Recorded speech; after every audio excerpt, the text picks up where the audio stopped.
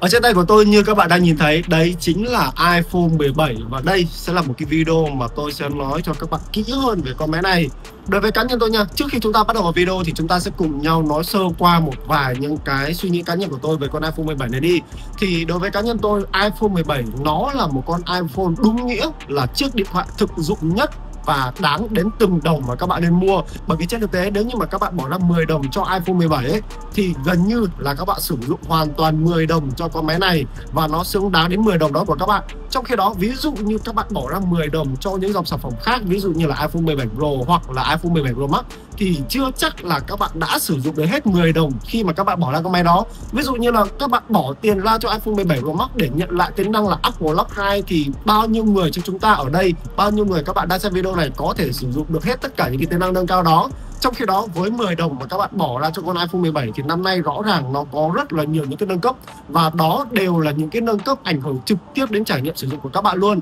Vậy nên nếu như mà chúng ta không xét đến những cái dòng iPhone cũ, những cái dòng iPhone đã ra mắt cách đây 1 năm, ví dụ như là iPhone 16 Pro, cái con máy mà tôi nghĩ rằng là nếu như mà chúng ta xét yếu tố P trên P ấy, thì con máy đấy nó sẽ ngon hơn so với cả iPhone 17. Mà chúng ta chỉ xét ở trong những cái mẫu iPhone ra mắt trong năm 2025 này thì rõ ràng iPhone 17 là chiếc máy có P trên P đáng mua nhất và các bạn nên quan tâm. Chi tiết như thế nào thì mời các bạn bấm like, share và subscribe channel của tôi để chúng ta cùng nhau bắt đầu vào video luôn nhá.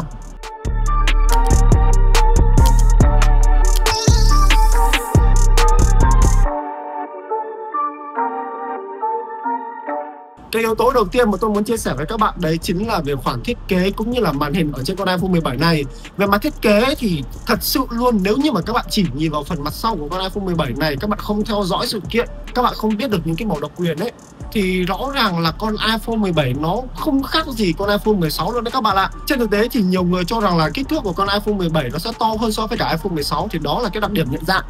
Cái này thì tôi đồng ý luôn, nhưng mà cái kích thước, cái sự chênh lệch trong kích thước giữa iPhone 17 và iPhone 16 ấy nó cực kỳ nhỏ giọt luôn, và nếu như mà chúng ta nhìn vào mắt thường, nhìn lướt qua thì rất khó để ngay từ mặt sau các bạn có thể biết được đâu là iPhone 17, đâu là iPhone 16. Vậy nên đây sẽ là cái điểm hơi thiệt thòi một tí đối với những anh em nào mua iPhone 17 thường trong cái dòng iPhone 17 series năm nay, bởi vì con 17 Pro với cả 17 Pro Max thì nó quá là khác biệt, nhìn phát là biết ngay máy mới, còn anh em sử dụng iPhone 17 nhiều khi ra đường thì người ta tưởng các bạn đang sử dụng iPhone 16. Vậy nên đây cũng là một cái thiệt thòi, và đồng thời nó cũng là một cái rủi ro nếu như mà các bạn muốn mua iPhone 17 vì mặt thiết kế. Bởi vì với việc con iPhone 17 nó có thiết kế giống như iPhone 16 ấy, thì tôi đang nghi ngờ rằng năm sau con iPhone 18 nó sẽ có một cái phong cách thiết kế mới, thì rõ ràng với việc mà các bạn mua iPhone 17 thì sang năm sau thì các bạn sẽ bị out trend luôn. Đấy là cái dự đoán của tôi mà thôi. Còn trong trường hợp mà các bạn kiểu không quan tâm về mặt thiết kế thì rõ ràng là con iPhone 17 nó vẫn mang lại những cái trải nghiệm liên quan đến thiết kế rất là ok luôn. Ví dụ như là về trải nghiệm cầm nắm thì con iPhone 17 này cá nhân tôi đánh giá rất là cao, bởi vì khi mà các bạn cầm nắm trên tay con iPhone 17 này ấy, thì nó cầm rất là gọn ở trong lòng bàn tay luôn.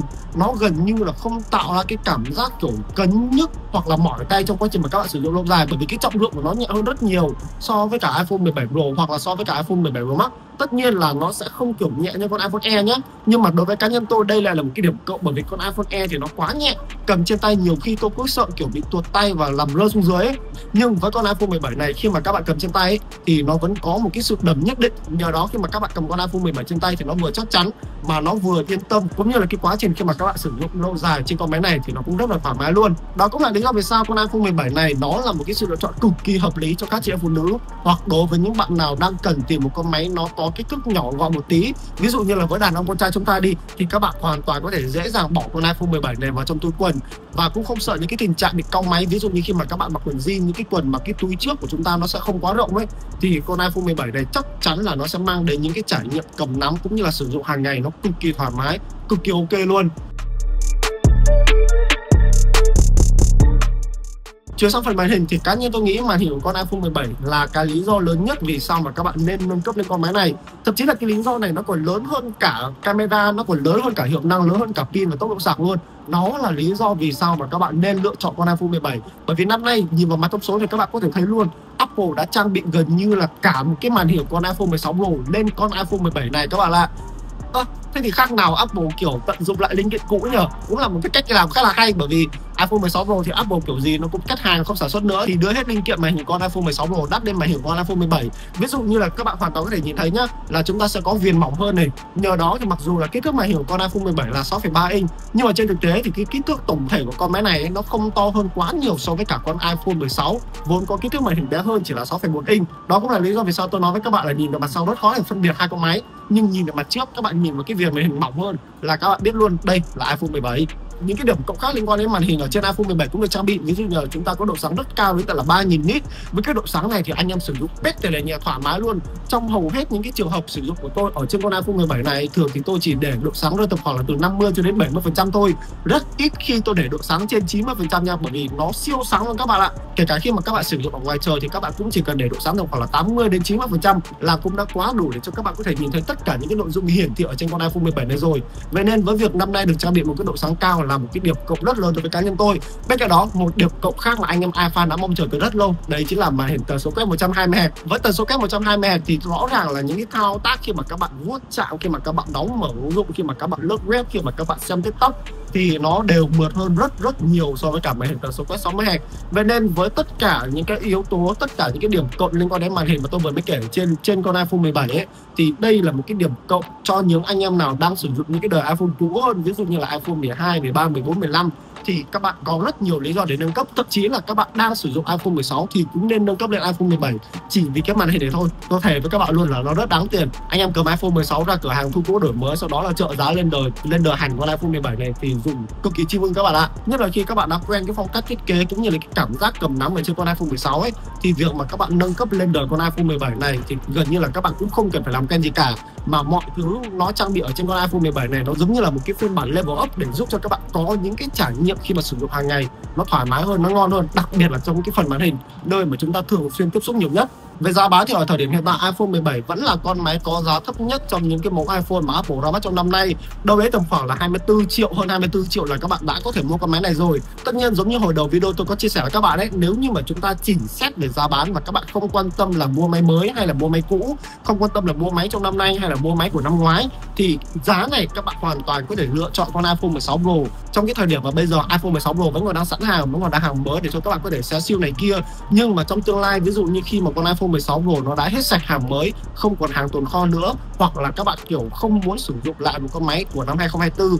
các bạn muốn mua một con iPhone mới được ra mắt trong năm nay, thì mức giá 24 triệu cho iPhone 17 là sự lựa chọn mà cá nhân tôi nghĩ rằng là cực kỳ hợp lý ở thời điểm hiện tại rồi. Và tôi nghĩ rằng là đối với những anh em nào đang chờ giá con máy này tụt thì chắc là các bạn sẽ phải chờ hơi lâu ấy, ít thì cũng phải qua Tết thì giá con này nó mới tụt được các bạn ạ, chứ phàm mấy con iPhone mới ra bây giờ hàng không có để mà trả thì không có câu chuyện tụt hàng từ bây giờ đến cuối năm đâu.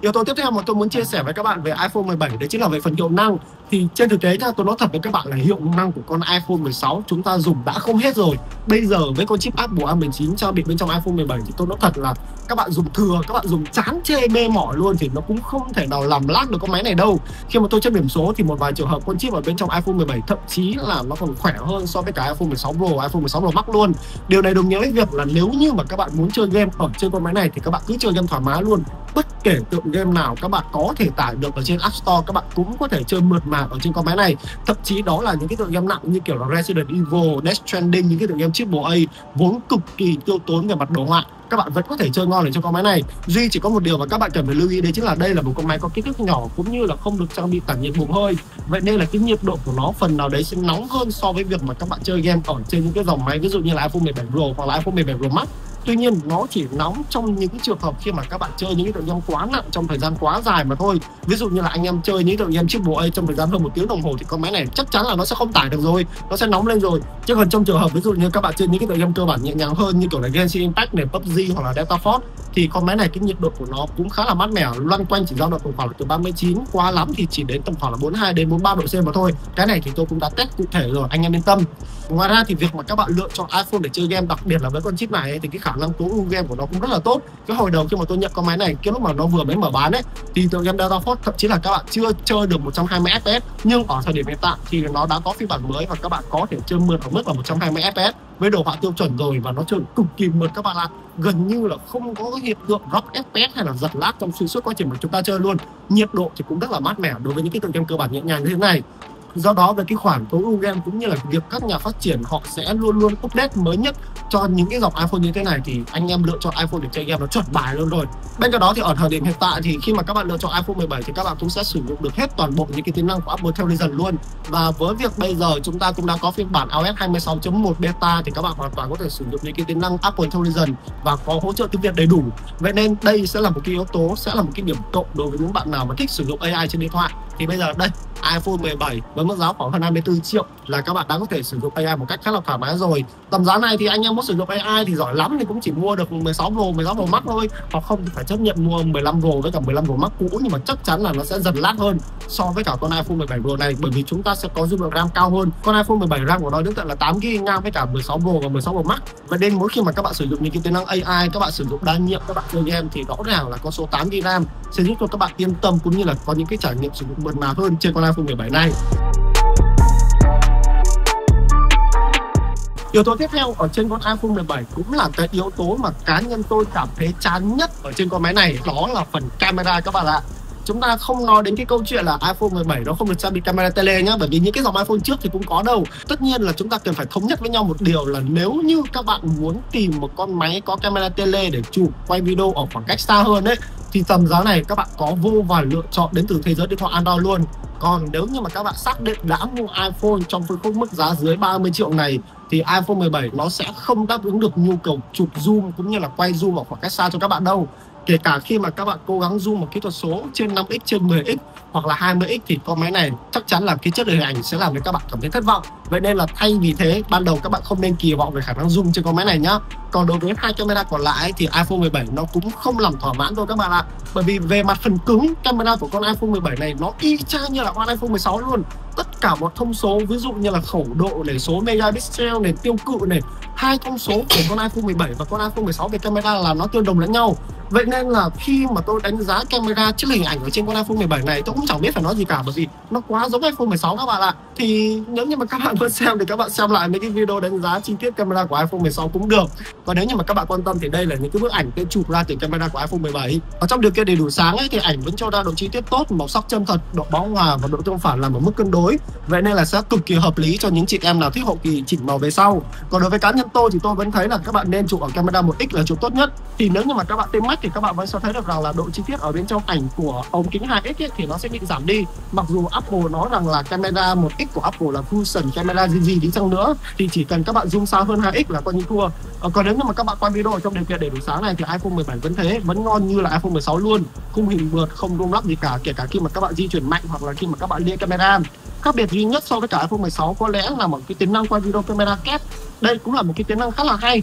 khi mà các bạn hoàn toàn có thể sử dụng kết hợp cùng lúc cả hai camera, cực kỳ hợp lý cho những anh em là thường xuyên quay vlog. Các bạn hoàn toàn có thể điều chỉnh cái khung hình của camera trước qua lại ở ngay trong giao diện chính của camera luôn. Nhưng mà đối với cá nhân tôi thì đây là một cái tính năng mà tôi khá là ít dùng, bởi vì nếu như mà cái tính năng này mà nó hot ấy thì trên thực tế là nó đã hot ở trên những dòng điện thoại Android rồi, bởi vì Android trang bị tính năng này chắc cũng phải 5-6 năm rồi các bạn ạ. Thì rõ ràng với việc Android trang bị lâu mà người ta vẫn không quan tâm đến, thì với việc mà trang bị ở trên iPhone 17 thì tôi nghĩ là nó cũng chỉ là một cái tính năng thêm bổ sung mà thôi. Còn nếu như mà các bạn chủ ở trong điều kiện thiếu sáng ấy thì tôi nhận ra rằng là iPhone 17 đã đẩy HDR lên khá là cao. Ưu điểm của cái việc này đấy chính là nhìn hình ảnh thì có vẻ là sắc nét, nhưng mà nhược điểm đấy chính là ảnh nhìn nét quá, cảm giác khiến cho chúng ta bị gai mắt chứ không tự nhiên. Ảnh khi mà các bạn chủ ở trong điều kiện này thì cũng thu sáng nhiều, đều nhưng mà lại dễ bị bệt ở những cái vùng tối, ví dụ như là nền trời hoặc là nền đường. Với những cái tấm khi mà tôi chụp bóng đèn thì ảnh bị flare, bị lóa đèn kinh khủng khiếp luôn. Và đây là cái bệnh di truyền từ các đời iPhone trước rồi. Cho đến tận thời điểm hiện tại thì iPhone 17 vẫn chưa chữa được. Vậy nên là cái chất lượng ảnh khi mà chụp ở trong điều kiện ánh sáng phức tạp này khá là chán. Khi mà tôi quay video trong điều kiện thiếu sáng thì cũng khá là ok nha.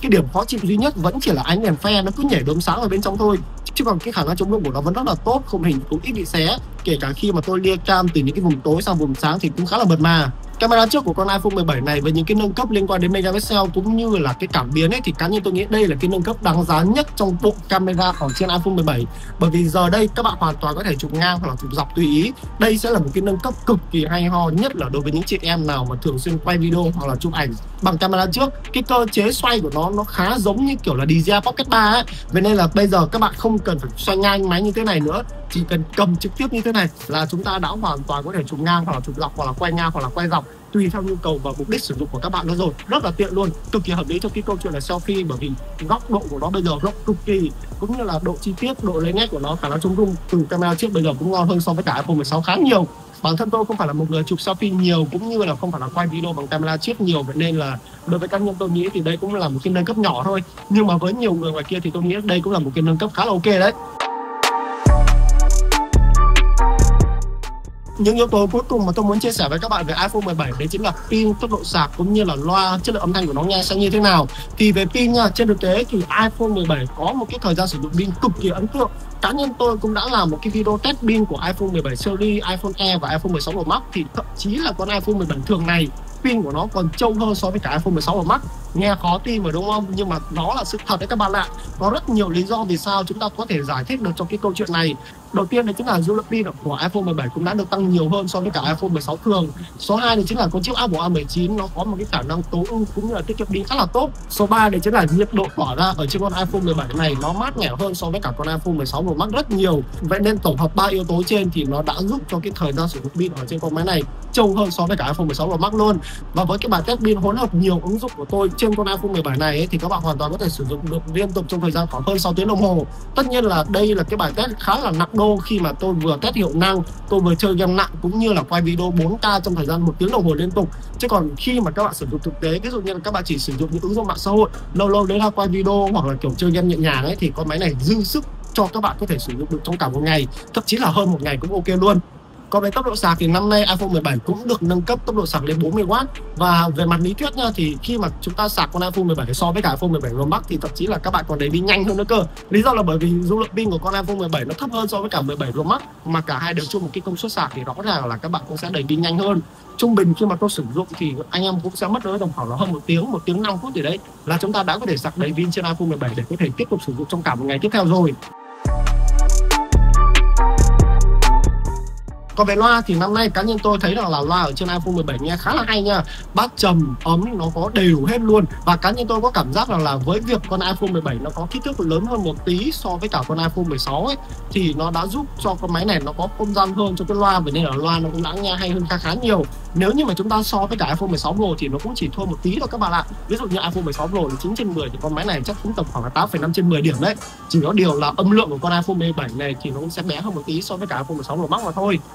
Came up on some dollar stunt like daddy on my mama, hallelujah. My nigga, I ain't tripping, slipping, falling for about what these niggas talking. Get your roll on Stephen Hawking, power to you. I tried and I can't give a fuck, I just don't know how. You niggas' mouths is always running, they say nothing profound. They got me isolated, meditating, letting no sound. They bickering about some politics and proper pronouns. That's why I'm distant, dipping, coolin' somewhere with my shawty. I'm rolling up that weed, she cooking, turning on that shawty. I visualized it in my head and went and got it my way. No baller blockers in my huddle trying to figure my play. I get that.